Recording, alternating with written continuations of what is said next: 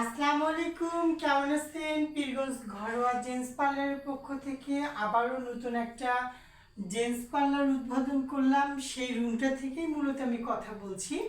অতীতে যে রুমটা আমার দেখছিলেন সেটা এখন আপাতত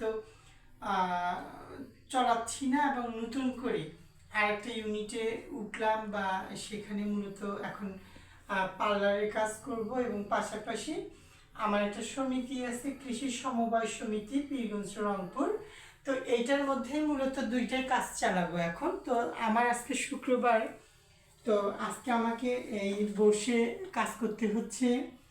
তো আমাদের হচ্ছে সঞ্চয়, যেটা আমরা মূলত করে থাকি প্রত্যেক শুক্রবার করে আমরা একটা সঞ্চয় জমা করি, সেই অর্থটাই মূলত আজকে উঠাই, মানে প্রত্যেক শুক্রবারে। এই যে আমাদের একটা সঞ্চয়কৃত বই যেটাতে আমরা অর্থ সঞ্চয় করি।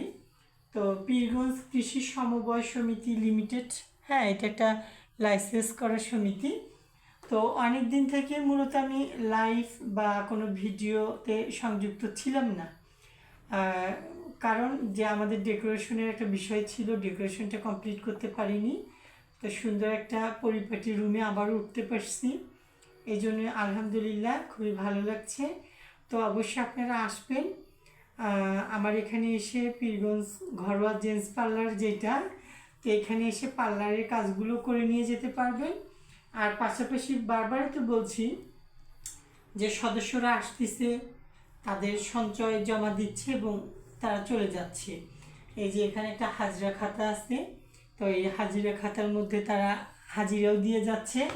এবং আমাদের দুইটা বই থাকে মূলত, একটা হলো সঞ্চয় জমার পাস বই।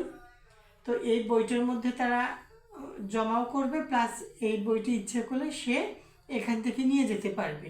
এবং পাশাপাশি আরেকটা আমাদের বই আছে, যেখানে আবার ওই সদস্যটার এখানেও নাম আছে, সেই নামটা অনুযায়ী তার আজকের যে ওই বইয়ের মধ্যেও যে টাকাটা জমা আছে, প্লাস আমরা আজকের ডেট দিয়েও সেই টাকাটা এখানে জমা করব। বইটা যদি কখনো সে হারায়, তখন আমাদের কাছে যে বইটা আবার থাকলো, এই বইটা থেকে সে টাকাটা সঞ্চয়টা আবার অন্য একটা বইয়ের মধ্যে উঠে নিতে পারবে।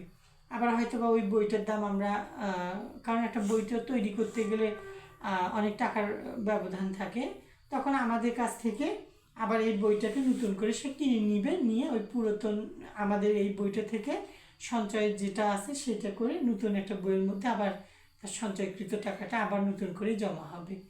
তো সবাই ভালো থাকবেন, আমাদের সমিতির জন্য দোয়া করবেন, এবং আমার ঘরটা কতটুকু ভালো লাগছে সেটা একটু বলবেন। যে নতুন একটা রুমে চলে আসছি, যে কেমন যে ডেকোরেশনটা হয়েছে এটা বলতে পারছি না।